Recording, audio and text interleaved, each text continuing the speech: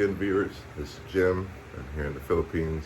Nice to see you again. Thank you for tuning in. Today, I'd like to talk to you a little bit about safety and security when it comes to travel. Now, I've done my fair share, both with the military and as a civilian, of just traveling around the world, seeing different spots. When I was with the military, safety concerns were, war zones. But you had people to back you up, so it wasn't that big of a deal. When you're traveling as a civilian on your own, and just to a new country especially, there are things that you should be aware of and be on the lookout for. When I first came to the Philippines in June, I had my wallet, just like I normally did in America, in my back pocket, carried my phone in my back pocket like I always do, and got complacent. Was riding around on my bike, on my motorcycle, and left my wallet in my bike seat because it lifts up, you can put stuff down, storage compartment, whatever. But I didn't lock it.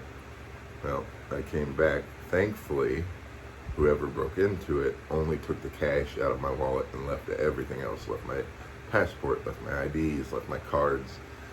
Everything else was left. They just took the cash. So as mad as I was really just mad at myself for being that dumb, because that could have been a lot worse. I could have been without anything and just stuck, right? So be vigilant when it comes to protecting your stuff, your property, and yourself. I've never had an issue here in the Philippines with violence or anything of the sort. No muggings, no, people trying to fight me or anything like that. That's never been an issue. I'm not saying that can't happen. It just has not happened. But especially if you're a female, I would recommend traveling in groups when you're in a different country, just for your own protection, just for your own safety.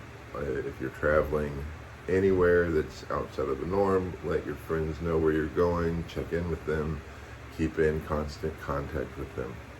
Because I've heard horror stories, like I said, it's never happened to me, but I've heard horror stories of foreigners coming to a different country thinking they met Mr. or Mrs. Right and wind up missing the next day, and a lot worse. That can and does happen, unfortunately. So you need to be aware of your surroundings. I would recommend getting some sort of across the chest bag that you can put your stuff in. Like I put my wallet in a bag, I put my passport, everything that's near and dear to me, I keep it right here, because if they're gonna try and rob me, they gotta look me right in the eye to do it. And I'm not gonna let my stuff go that easy. So it just makes me feel a little safer having it right here, right, instead of in the back. Just a little safety tip. I would also recommend when you travel to have your location on your phone always turned on so it can be located. Phones are a real easy target for pickpockets. They will take your phone, they will take your AirPods, they will take your electronics. The more crowded the area, the more likely it is that you're going to get hit, especially as a Westerner, by a pickpocket. So be aware of that and travel with that in mind, that does and can and will happen. Don't ever assume just because of your size or your whatever, your demeanor, that you're safe and that your stuff is safe. It's not necessarily. It will and can get taken. As far as personal safety goes, like I said, I'm prior military, so I know a lot about protecting myself and others. So I feel fairly safe and confident whenever I travel pretty much anywhere. I'm not too much out of my comfort zone as far as feeling threatened or anything like that. Takes a lot for me to feel uncomfortable. If you're not so confident in your abilities to protect yourself, I would recommend looking into the local laws as far as what you can carry to protect yourself. Like here in the Philippines, I always have a knife on me. Always. Anywhere I go. I don't carry a gun. Never have. Besides when I was in the military, I never carry a gun. But I always carry a knife. And here in the Philippines, unfortunately, that is illegal. You will get arrested for it.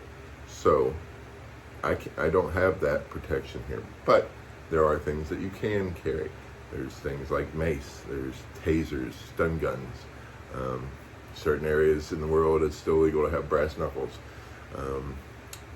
Like even a baton, something that's collapsible that you can stick easily in a fanny pack or in a backpack, something like that. Just anything that you have to protect yourself. Even if it's a roll of quarters that you can put in your fist. Something to protect yourself. And if you're really on the side of like, oh, well, if somebody is going to try and take advantage of me, what am I going to do? I have no way of protecting myself. Educate yourself. Go to a self-defense course. That's probably the most valuable thing I've ever learned in my life, was how to defend myself and others.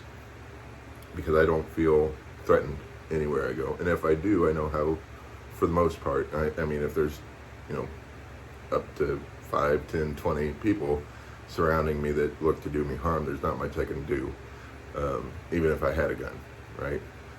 But if it's 1, 2, 3 people, I feel fairly confident in protecting myself, and you should too.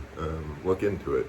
Don't be afraid to go out there and educate yourself when it comes to self-defense. It's a highly useful skill. Even if you never have to use it, just know it's in your back pocket. It's there. It makes you feel a lot of peace of mind when it comes to going anywhere. Really, it doesn't have to be traveling, just anywhere in general, even around your hometown. It's good to know how to do some damage if you have to. Hopefully it never comes to that. I've never had to come to that, but pay attention to your surroundings wherever you are. Keep your head on a swivel. I always do. It serves me well. That's it for today's video. Thank you for joining me. I hope you learned a little bit and enjoyed what you saw and heard. I will see you in the next video. I look forward to it. Talk to you then.